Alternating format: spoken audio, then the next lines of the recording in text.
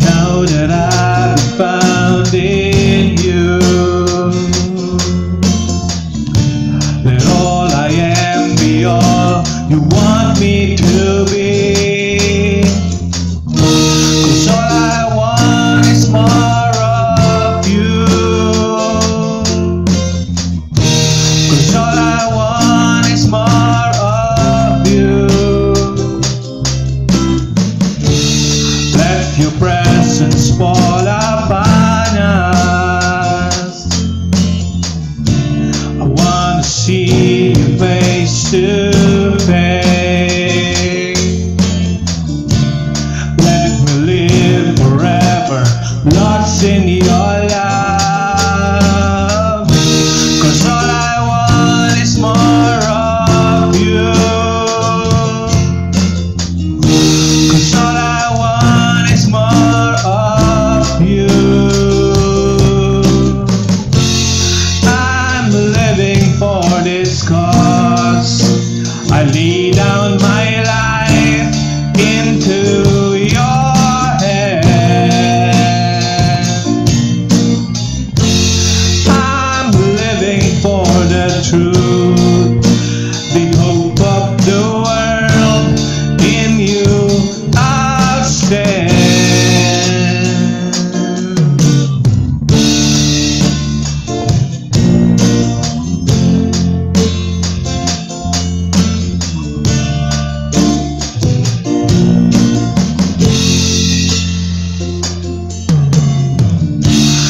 Let your presence fall upon us.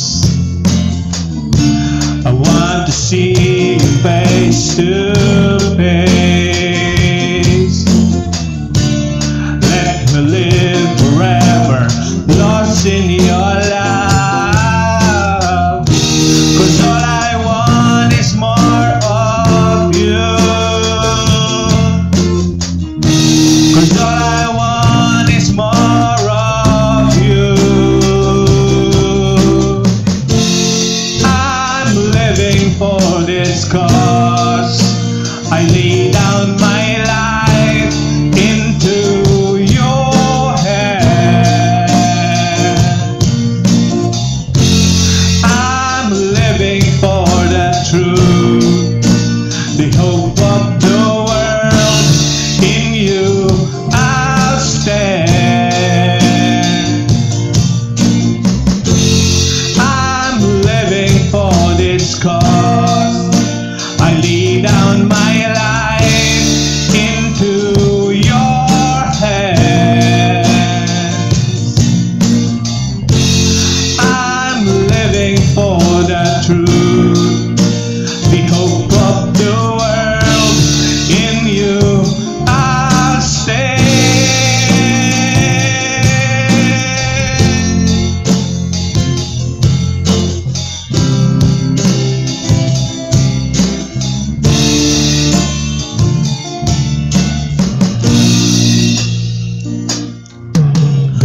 All I want is you, Jesus. All I want is you, Jesus.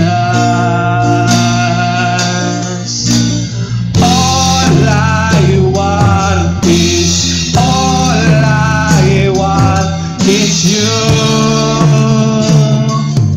Jesus. All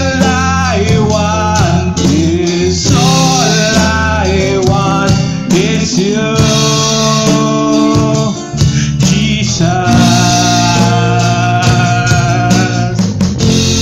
I'm living for this cause. I lay down my life into your hands. I'm living for the truth, the hope of the world. In you I'll stand.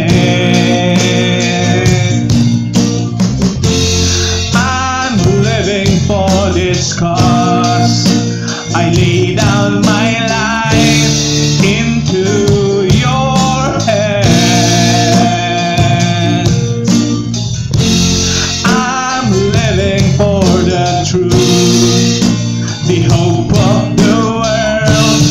In you I'll stay.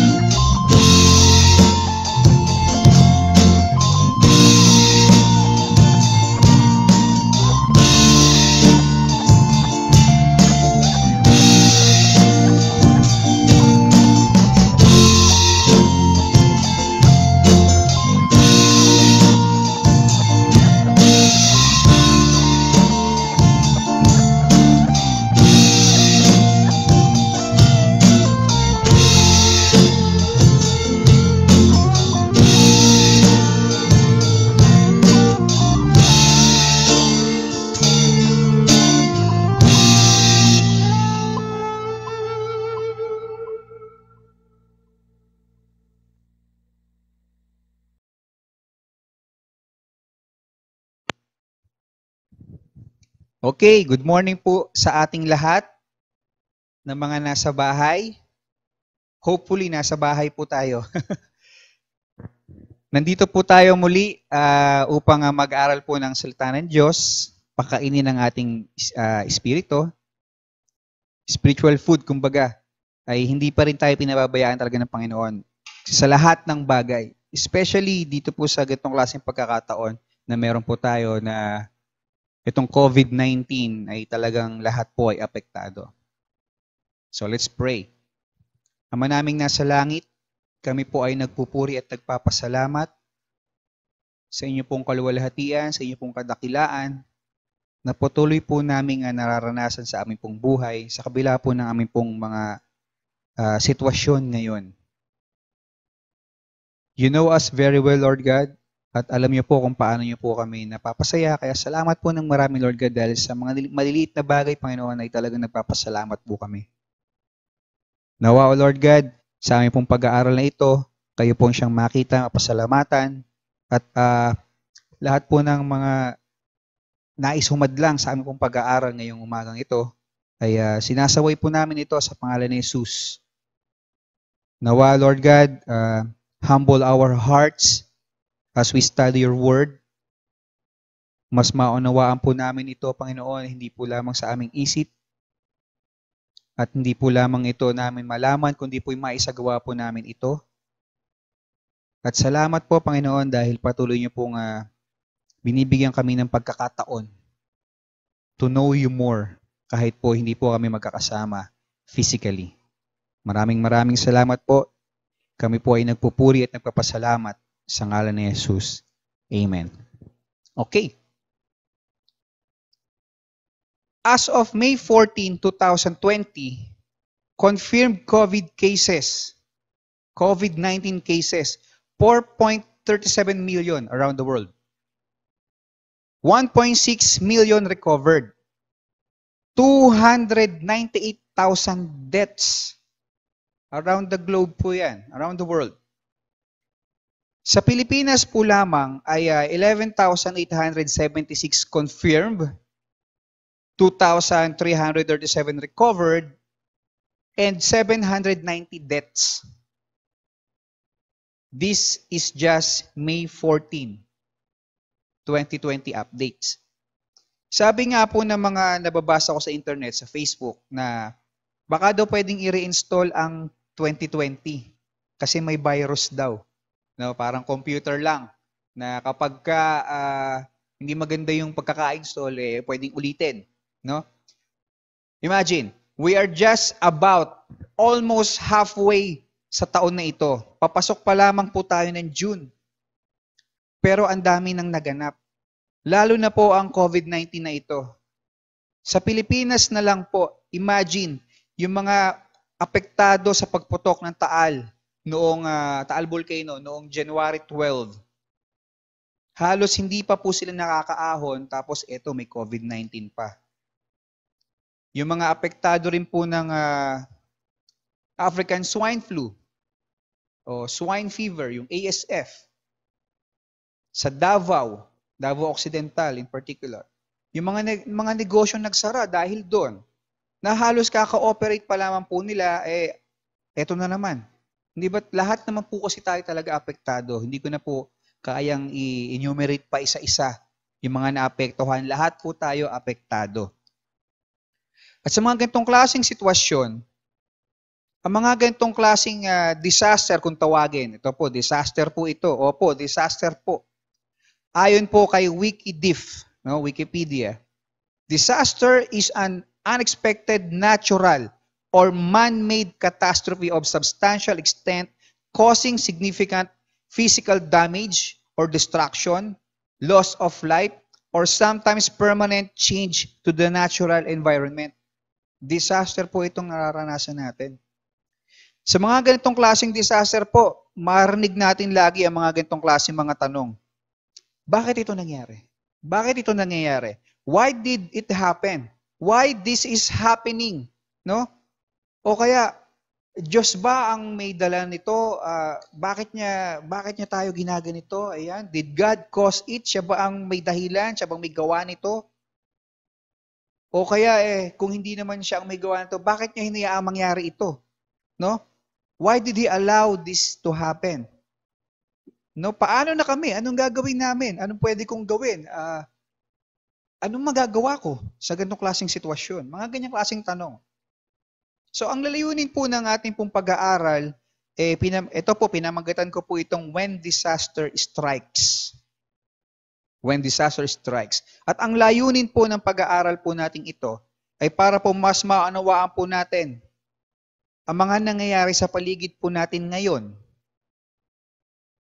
para mas tama po ang magiging tugon po natin sa bawat disaster po sa buhay po natin. Mga dumadaan po sa buhay natin. Mas magiging tama po ang magiging pananaw po natin. Lalo po sa panahon po ngayon ng COVID-19. Okay, una po, bakit po ito nangyayari? Bakit po nagkakaroon ng lindol? Bakit may bagyo, wildfire, forest fire, may mga twisters, tornadoes, tsunami, plagues, at itong COVID-19 na ito? No? Okay, in general, why did those happen? Why did it happen? Did God cause it? Gawa ba ito ng Diyos? Common or karaniwan na maririnig natin na kapag natural disaster, ito po ay act of God. Siguro dahil God has used natural disasters in the past. For example, the flood.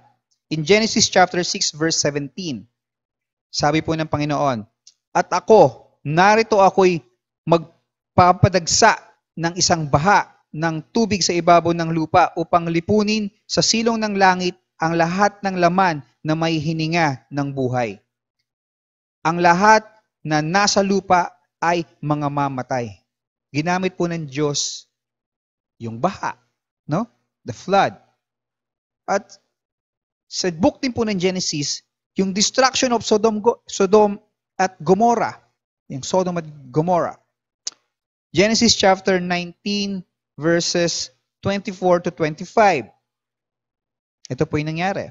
Nang magkagayoy, nagpaulan ang Panginoon sa Sodoma at Gomorrah ng asupre at apoy mula sa Panginoon na buhat sa langit.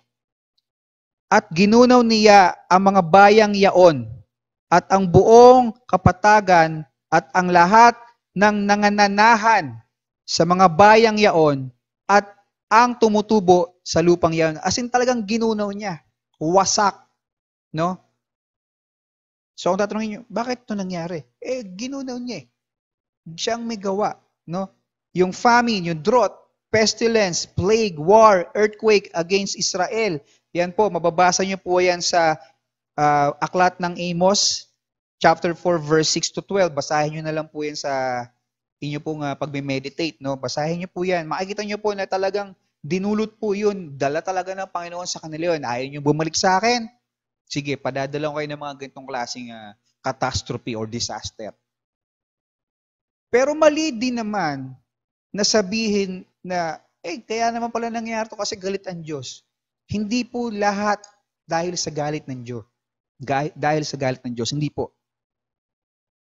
dahil sa sumuway ang tao sa Diyos. Hindi po. Mali po na sabihin na dahil po sa galit ng Diyos lamang. Disasters are part of natural process in the planet's evolution and ecology. Yung mga lindol po, alam naman po natin bakit nagaganap yon.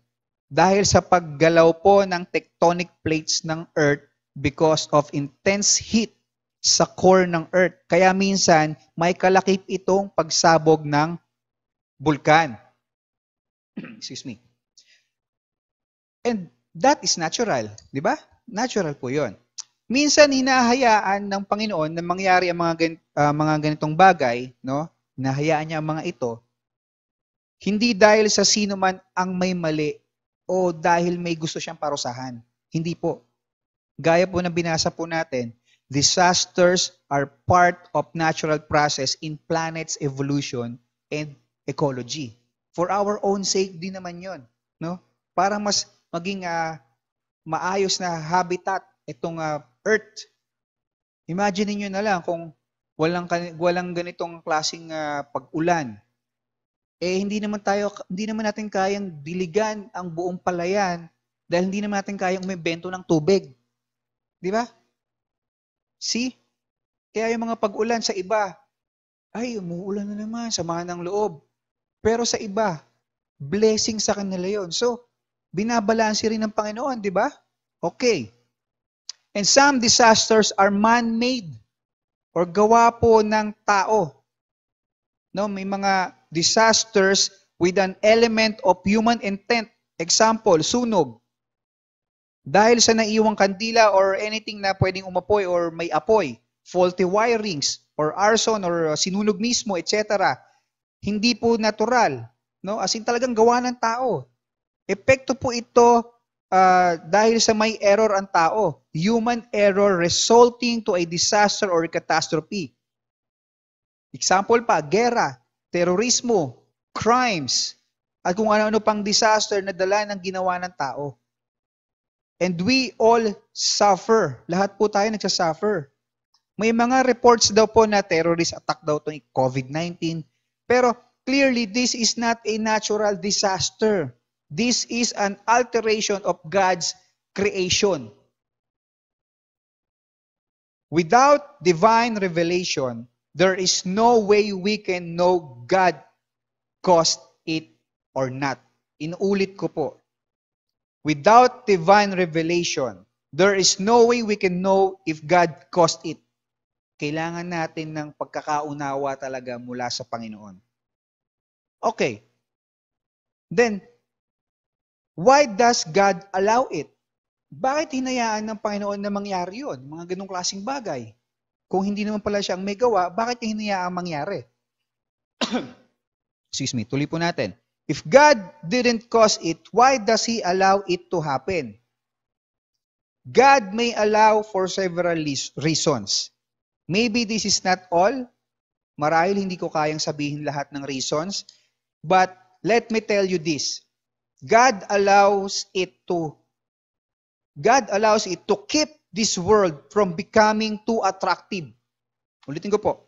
God allows it to keep this world from being or becoming too attractive, encouraging us to keep something better. Minsan nangyayari, hinahayaan talaga ng Panginoon na mangyari yung mga ganitong klaseng catastrophe or disaster. Para po, mapanatili ang mga mata natin sa Kanya. Para mapanatili yung mga mata natin sa Kanya at hindi sa mundong ito. Ang nangyayari po kasi sa sobrang wow, bago, ganito, ganyan. Ang daming mga inventions, ang daming mga pangyayari sa mundong ito na nakakaagaw ng atensyon ng Diyos. Atensyon na para sa Diyos na pupunta sa ibang bagay. No? So, masyado na po tayo nang hihikayat ng mundong ito at hindi na natin namamalayan na hindi na pala tayo sa Diyos nakatingin. Di ba? Pwede na nga huminto dito actually, itong point na to, pwede na huminto dito. This is one big truth. Why God allows disaster to strike. Isa po itong malaking katotohanan kung bakit hinahayaan ng Diyos na mangyari ito. Kasi talagang pine-prevent niya na maging too attractive sa mga mata natin ang mundo na ito. Totoo po na God keeps this world from becoming too attractive for us. Kasi po, hindi na natin hahanapin ang tunay na nais ng Diyos na makita natin at matagpuan natin dahil sa mundong ginagalawan natin na to. Nasisilaw na tayo sa ganda ng mundong ito. Tingnan niyo po. Ilan na po sa mga kakilala nyo o nabalitaan nyo na naging sobrang busy sa mga gawain sa mundong ito at hindi mo na makita sa gawain ng Diyos? Ilan na ang nawalay sa Diyos dahil sa worldly standard of living na isinisiksik sa utak natin ng mundong ito. Ganito dapat ang pamumuhay. Ganito ang dapat na kailangan meron ka. Yung standard living na isinisiksik sa atin ng mundong ito. Hindi yung standard living na dapat nalalaman natin mula sa salita ng Diyos. Listen mga kapatid. We are stripped out by God through COVID-19. Your money, your career, your position, your possessions, nothing. Stripped out. Hinubaran tayo ng Diyos. Pinakita ng Diyos sa atin na iikot ang mundong ito na wala ang mga bagay na yon. Aanhin mo ang pera kung wala kang mabili. Di ba? Daming sarado eh. Oh, di ba? Aanhin mo ang magara mong auto, sasakyan, kung bawal ka namang lumabas. 1 member per household. At sandayan mo sasakyan, dayan mo, alam mo yun? Aanhin mo ang husay at lakas mo kung di ka naman pwedeng pumunta sa trabaho. O kahit pumunta ka doon, sarado naman yung kumpanya nyo. Di ba? Wala. Hinubaran tayo ng Diyos. Talagang strip out. Tinanggal niya sa atin yung mga bagay na wino-worship natin. God is shaking us. Talagang nililiglig tayo ng Diyos. You know what shaking brings? Yung pagyayanig, pagliliglig, alam niyo kung anong dala nito? It brings us into the center. Subukan niyo po, no? Sino po ba center natin? Di ba? Ang Diyos? Di ba? Subukan niyo pong maglagay ng bigas sa bilao, tapos kalug-kalugin niyo po. Ligligin niyo, kalugin niyo, yanigin niyo. Hindi ba't pumupunta sila sa gitna? Yung bigas, pumupunta sa gitna. Ganyan po ang ginagawa ng Diyos para mapunta ka sa center. Hinihila ka niya ulit sa Kanya eh. Kasi ang layo mo na. Teka nga. Iba na yung takbo ng isip mo. Teka nga. Masyado ka na nahihikayat ng mundong ito. O ngayon, nasulob ka lang ng bahay. Tapos nawala pa yung isang istasyon. Talagang mag-focus ka sa salita ng Diyos, hindi sa TV. Problema, sabi nga ni PB, paano mapanay ang Netflix mo? Okay. Subukan mong ligligin pa. Sige, ligligin mo pa. Shake mo pa yung bilao. Hindi ba't humihiwalay yung dumi at sumasama sa hangin? No? Tapos humihiwalay din yung mga bato, yung mga dumi. Talagang humihiwalay. Okay.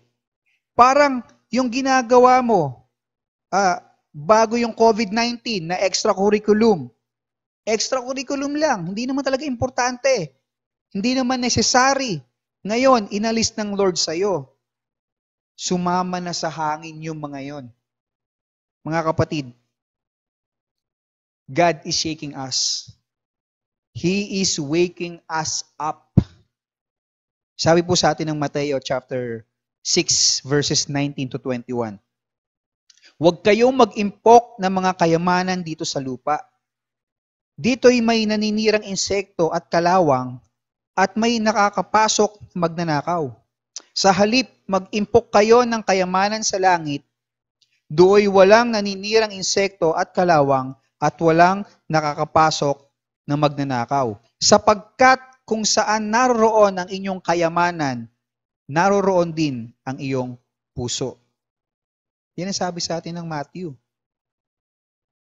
Kung ang puso mo nandito sa ginagalawan mong mundo, talagang na-enjoy mo ang buhay mo dito, baka ayaw mo nang umalis kapag gusto ka nang tawagin. Lord, hindi pa ako ready. Bakit hindi ka ready? Hindi ko kasi alam kung saan ako mapupunta. Yan sabi sa atin, ngayon pa lang, kung nasaan yung puso mo, o kung nasan yung kayamanan mo, nandun yung puso mo. Kung ang heart mo o yung treasure mo nandun sa heaven, hindi ka mag-aatubili kapag tinawag ka na. Di ba? Okay. Ano pa? Bakit inahayaan ng Lord na mangyari mga ganitong klaseng bagay? It bring out the best in people. Yung patience, yung generosity, no, yung mga pagtutulungan, bayanihan. Yan. Maaari nitong mailabas ang mga kakayanan ng tao. Sa Romans chapter 5 verses 3 to 4, hindi lamang yan. Ikinagagalak din natin ang mga kahirapang ating tinitiis dahil alam nating ito'y nagbubunga ng pagtsatsaga at ang pagtsatsaga ay nagbubunga ng mabuting pagkatao at ang mabuting pagkatao ay nagbubunga ng pag-asa. Tignan niyo po, that verse na sa kabila ng ganito, may mga dudulot na ganito. Kumbaga, sinasabi lang po sa atin, sa ganitong klaseng pagkakataon, lumalabas yung tunay na kinang natin. No?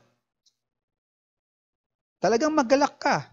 Parang sabi ng Santiago sa chapter 1, verse 2 to 4. Mga kapatid, magalak kayo kapag kayo dumaranas ng iba't ibang uri ng pagsubok.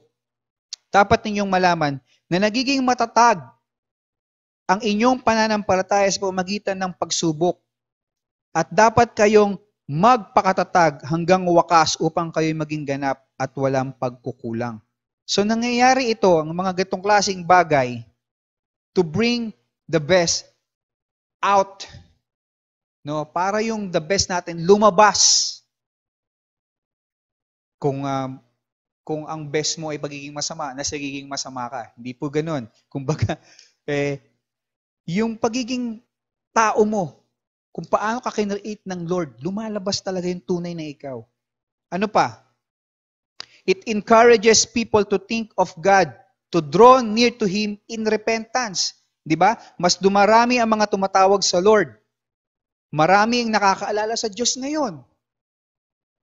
May mga nagsisisi, may mga tumatawag lang. As in, tumatawag lang talaga. Oh Lord, oh Lord, oh Lord. Mga ganun. Pero meron din talagang mga na-convert, may mga nagsisi. Marami pong klaseng ganyang pagkakataon na dumating sa point natin, may disaster sa buhay natin, doon lang nila naaalala ang Diyos. Kaya minsan talagang dinadala ng Diyos yung disaster sa atin para maalala natin na hindi natin kayang kontrolin ito at Diyos lang ang may kaya.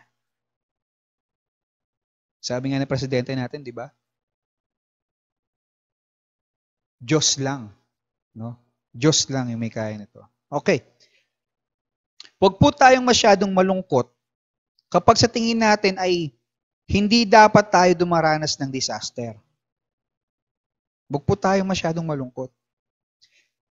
Death of the righteous removes them from all suffering and evil. Sabi po sa atin ng Isaiah chapter 57 verses 1 to 2, ang matuwid ay namamatay at walang taong nagdaramdam. Ang mga taong tapat ay pumapanaw samantalang walang nakakaunawa. Sapagkat ang matuwid na tao ay inilalayo sa kasamaan. Verse 2, siya ay pumapasok sa kapayapaan, sila'y nagpapahinga sa kanilang mga higaan, bawat isa'y lumalakad sa kanyang katwiran. Sinasabi po sa atin ng Panginoon na kaya sila naapektuhan, kaya sila namatay, kaya kinuha na sila ng Lord sa madaling sabi. Naapektuhan sila, kinuha sila ng Lord para namatay sila, para, ito na yung way ng Lord, para kunin na sila dito. Huwag na silang maghirap sa evil world na ginagalawan natin. No, di ba sinasabi, bakit siya pa? No, bakit nangyari sa kanya to? O kaya, bakit sa amin nangyayari ito? O, Panginoon. Di ba yan ang madalas natin narinig kapag ganitong klase, bakit ngayon pa? Bago lang yung sasakyan ko, hindi ko ma-enjoy, hindi ko ma-drive. No? May mga post nga sa FB na sana sa masasamang tao na lang daw tumama yung COVID. Talagang dapat specifically sa mga masasamang tao na lang daw. Di ba nga sabi sa atin ng Bible, no one is righteous. Lahat nagkasala. Lahat talaga tayo maapektuhan. Hindi tayo, walang excuse. O yung iba sinasabi, anak ka ng Diyos, bakit kainayaan niyang tamaan ng COVID-19? Di ba may mga ganyang klaseng bagay? May mga ganyan. But the Lord is telling us different story. Marahil ito ang way niya para ialis ang mga anak niya sa mundong ito para makapiling na niya sa langit. So wag po tayo masyadong malungkot when we suffer at kapag nakakaranas po tayo ng mga disaster. Mga ilan lang po ito kung bakit hinahayaan ng Lord na mangyari ang mga disaster sa buhay natin. Ilan lang po ito at hindi ko po ito kayang lahatin. Whether caused by God or not, disasters can result in much good. Gawa man ng Diyos o hinayaan man ng Diyos na mangyari ito dahil sa ang kagagawa na rin minsan, meron din itong magandang resulta. Yung iba nga ay mga nabanggit na ni Pastor Buddy sa mga naunang pagpapadala po niya ng mensahe ng Panginoon online, narinig na po natin sa ating pong pastor, yung mga ilan. Now, after hearing and knowing na may mga galing sa Diyos at may mga hinayaan ng Diyos, anong pwede nating gawin? No? Clearly naman na we cannot go against the will of God. Pero anong pwede nating gawin? No, kung niloob ng Diyos na mangyari ito, mangyayari talaga ito eh. So the question is, what can I do? Una, as we have opportunity, we are to do good. We are to do good. Sabi po sa atin ng Galatia, chapter 6, verse 10. Kaya't habang may pagkakataon, ulitin ko po, kaya't habang may pagkakataon, gumawa tayo ng mabuti sa lahat, lalong-lalo na sa mga kabilang sa sambahayan ng pananampalataya. Habang may pagkakataon, habang humihinga ka, may pagkakataon ka. Maliban na lang siguro kung brain dead na, no? Kung brain dead ka na, patay na yung utak mo. Pero habang may lakas ka, habang buhay ka, may pagkakataon kang gumawa ng mabuti. Depende kung ang skills mo, kung anong skills meron ka. No?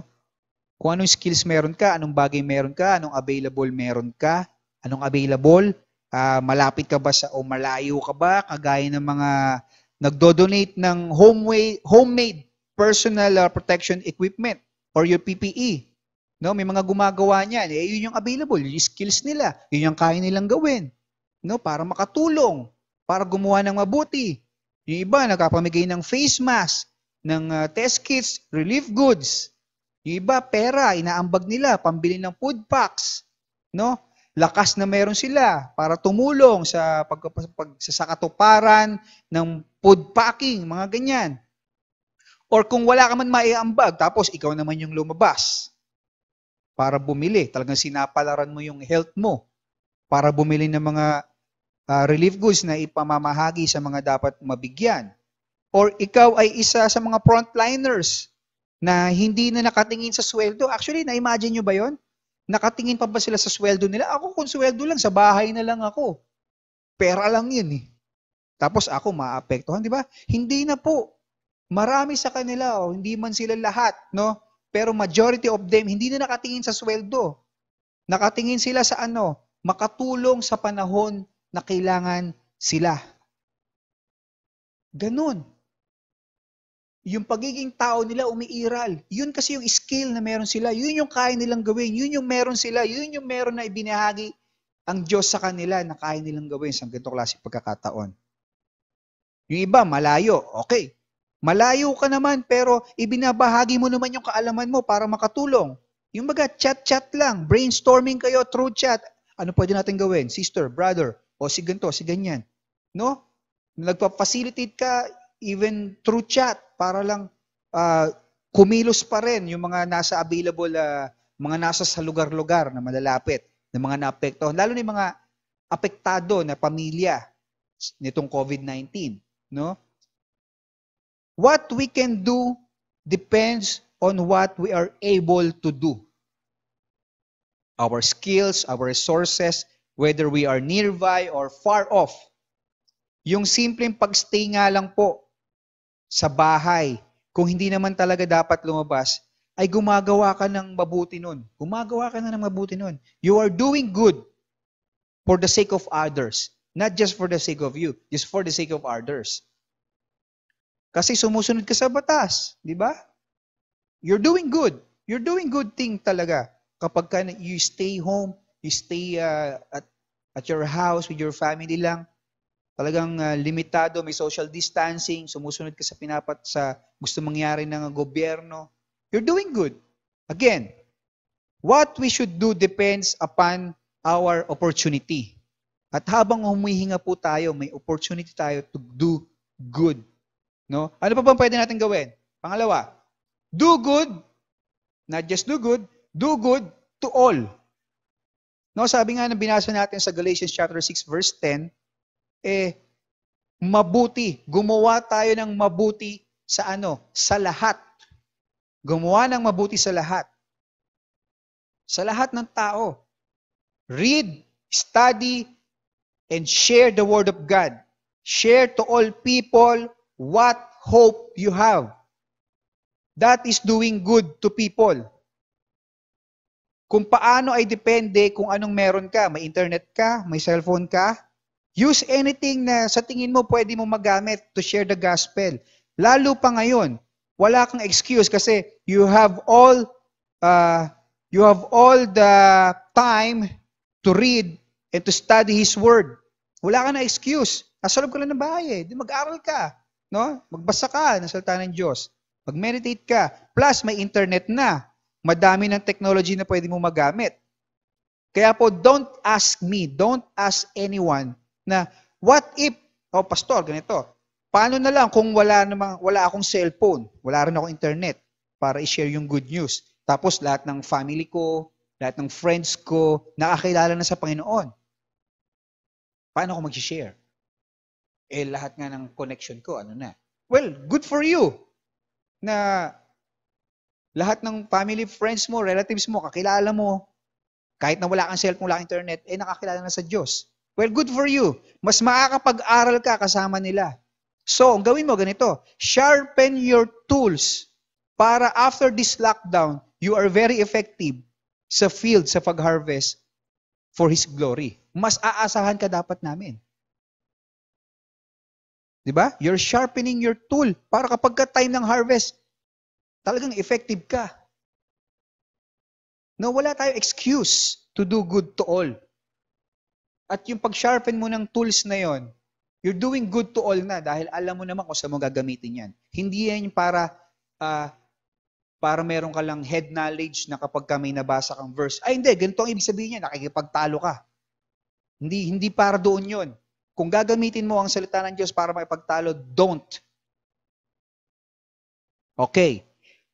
Another one. Kagaya nung Good Samaritan.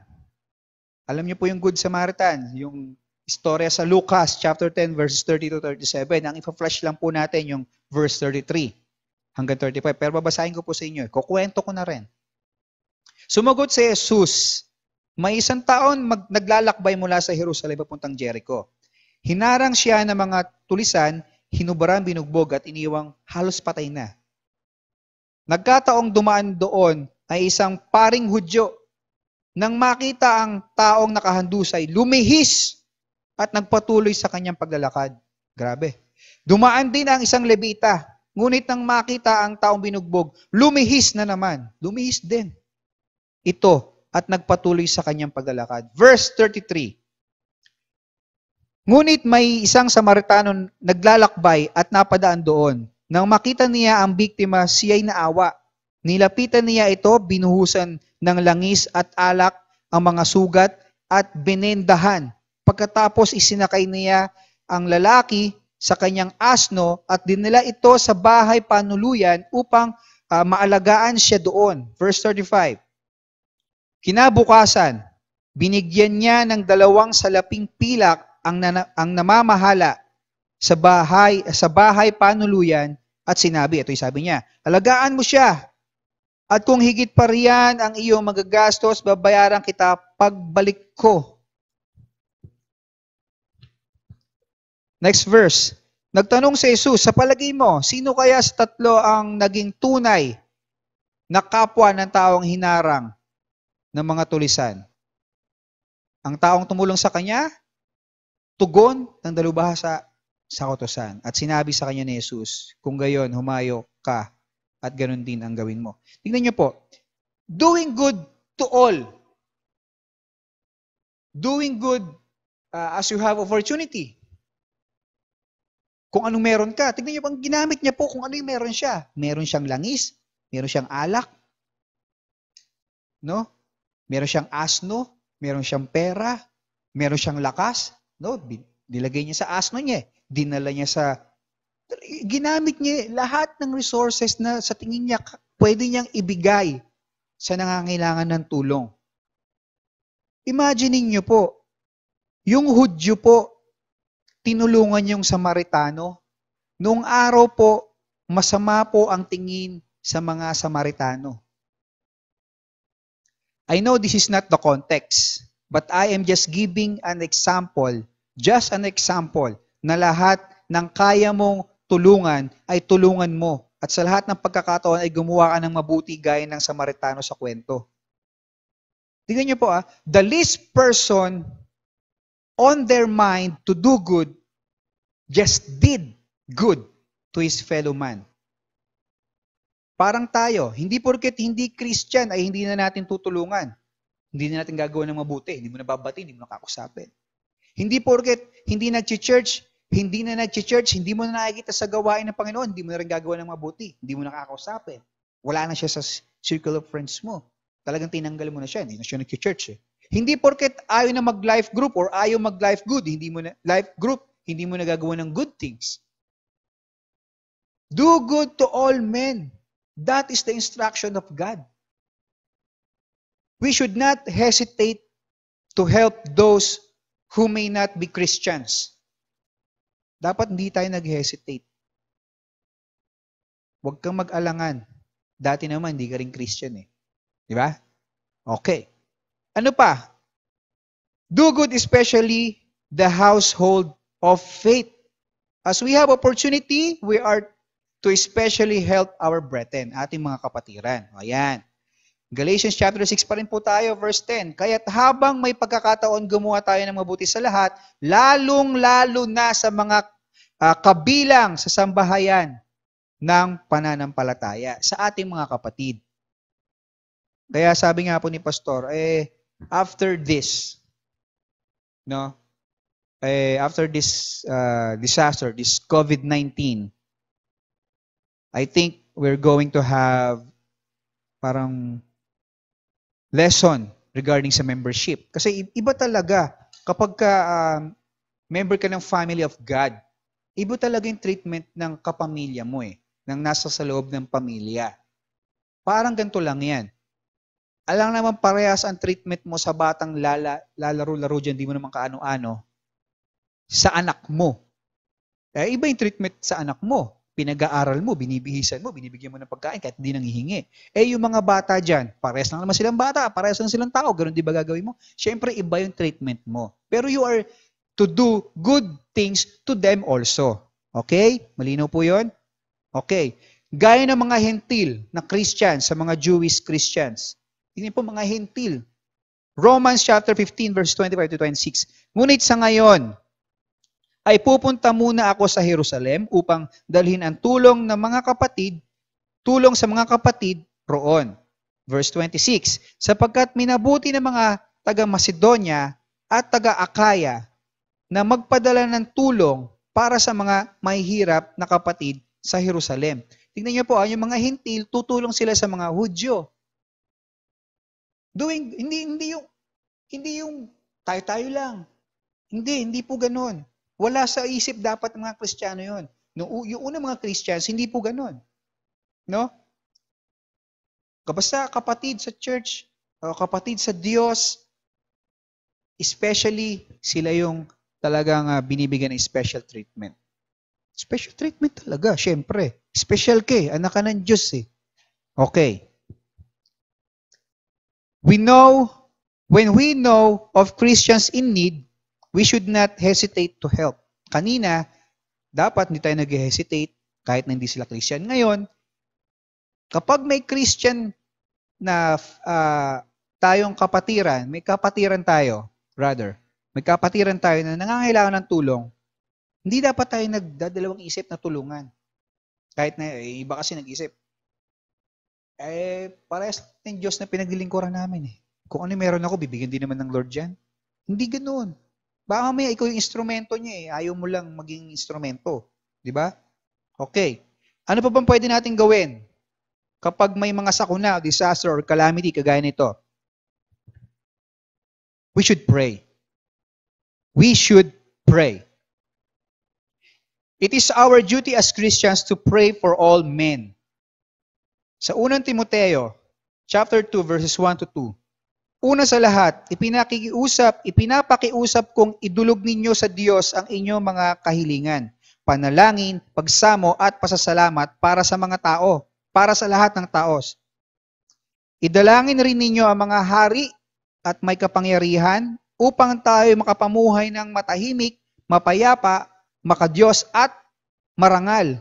Lahat po ng tao, kaaway mo man o hindi, kilala mo man o hindi, civilian man yan o nasa gobyerno, we Christians have the duty to pray for our fellow men, for all people. May duty tayo na manalangin. We should pray for those directly afflicted, yung mga talagang tinamaan, yung mga loved ones nila, at syempre yung mga hindi lang basta tinamaan. Lahat ng tao. Sabi nga ng binasa natin, para sa lahat ng tao. We should pray for those providing reliefs, frontliners, government officials, non-government organizations. Lahat po dapat pinagpipray ngayon. Yung sa tingin mo, hindi niya kailangan ng prayer, pag-pray mo pa din. Kailangan niya yun. The prayers of the righteous can accomplish much good. Sabi po sa atin ng Santiago, chapter 5, verse 16. O, sa mga hindi po alam yung Santiago, ang Santiago po ay James. Kaya nga, ipagtapat ninyo sa inyo mga kapatid ang inyong mga kasalanan at ipanalangin ninyo ang isa't isa upang kayo'y gumaling. Malaki ang nagagawa ng panalangin ng taong matuwid. Yan po. Malaki po ang nagagawa ng prayer po natin. Kaya po, we have the duty. Kailangan po talaga gawin natin ito. We should pray for all. Lalo po sa sitwasyon ngayon. So, conclusion po tayo. Disasters are terrible. We know that. We feel that. Apektado tayo. But they can be occasions for much good in this world. Tingnan niyo po. Wicked can turn to God. Masasama, bumabalik sa Panginoon. Pumupunta sa Diyos. Kahit anong sama niya, tumatawag pa rin siya sa Diyos. No? The righteous can draw closer to God. At ito naman mga matuwid, mas napapalapit pa sa Diyos. People can become more charitable. Foes can become friends. Magkaaway, nagiging magkaibigan, nagtutulungan. With faith in God and love for our fellow man, we can make the best out of the situation. We can make the best of the situation. Strengthening bonds between brethren. Papalakasan. Bringing communities together. Natutulungan sa community.